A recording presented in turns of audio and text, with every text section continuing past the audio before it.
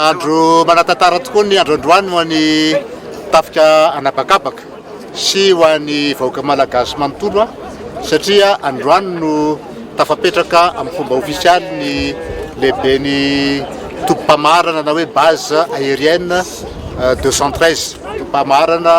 340 sy 200 dia ny colonel izay napetraka araky ny fomba ofisialy miaramila tao no commandeny base satria fantatsika tsara fa anatin'ny fanitsinan'ny rafitra dia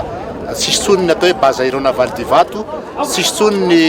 base aérienne tactique na hoe batak zany hoe le banisy batak zany foana tanteraka fa ato amin'ny base aérienne 213 eto Rivomamo no mitompy ny fiaramanidina rehetra sy ny angidiby rehetrarehetra sy ny miaramila amin'ny tafika anabakabaka dia zany milaza zany fa ny any Ivato dia escale militaire sisany hoany na toerana fandalovana fa tsika kosa dia nanokatra karazana tompy vaovao ary Antsohihy sy any Iosy zay mandray taon'reto fiaramanidina reto rehefa misy ny opération atao na misy ny defasana azy ireny manao iraka amin'ireny toerana tapany avaratra sy ny tapany atsimonosy zany dia isan'izany toby anankiroa zany any amin'ireny toerana reny hoe détachement aérien filazantsika azy zany rehetrarehetra zany dia afatsika manakaiky kokoa hatrany ny vahoaka ary manakaiky kokoa hatrany ihany koa ireo miaramila zay mamita iraka amin'ireny toerana samihafa reny ka dia androany zany dia